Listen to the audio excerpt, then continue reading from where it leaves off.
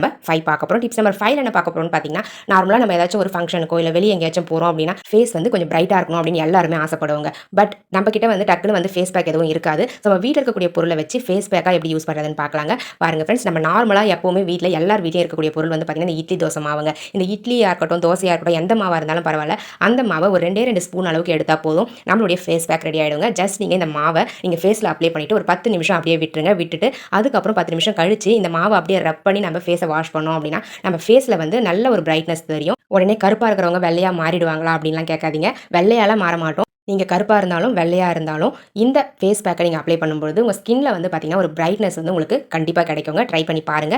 எதுவுமே இல்லாம இருக்கும்பொழுது இந்த டிப்ஸ் உங்களுக்கு ரொம்பவே யூஸ்ஃபுல்லா இருக்கும். கண்டிப்பா எல்லார் வீட்லயுமே ஃப்ரிட்ஜ்ல வந்து மாவு இருக்குங்க. ஸோ அந்த மாவுல ரொம்பலாம் எடுக்க வேண்டிய அவசியம் இல்ல. ஒரு 2 ஸ்பூன் இருந்தா போதும். நம்ம ஃபேஸ் ஃபுல்லாவே கவர் பண்ணிடலாம். அதே மாரி கழுத்து ஓரங்கள்ல வந்து பார்த்தீங்கன்னா, நம்ம செயின் போட்டு போட்டு ரொம்ப கருத்து போன மாரி இருக்கும் இல்லைங்களா? அந்த இடத்துலயுமே இந்த மாரி நீங்க அரிசி மாவ தொடர்ந்து அப்ளை பண்ணிக்கிட்டே வந்தீங்க அப்படின்னா, நம்ம செயின் போட்டு போட்டு கருப்பா மாறி இருக்கும் இல்லைங்களா? கழுத்து ஓரங்கள்ல அது எல்லாமே வந்து பார்த்தீங்கன்னா, நாளடைவுல மறைய ஆரம்பிச்சுருங்க. ட்ரை பண்ணி பாருங்க. ட்ரை பண்ணி பார்த்துட்டு ரிசல்ட் எப்படி இருந்தது அப்படின்றத கமெண்ட் செக்ஷன்ல கமெண்ட் பண்ணுங்க. பாருங்க, நான் வாஷ் பண்ணி முடிச்சுட்டேன். ஸோ நல்லாவே வந்து பிரைட்னஸ் தெரியுதுங்க. உங்களுக்கு தேவைப்பட்டா நீங்களும் இதே மாரி ட்ரை பண்ணி பாருங்க.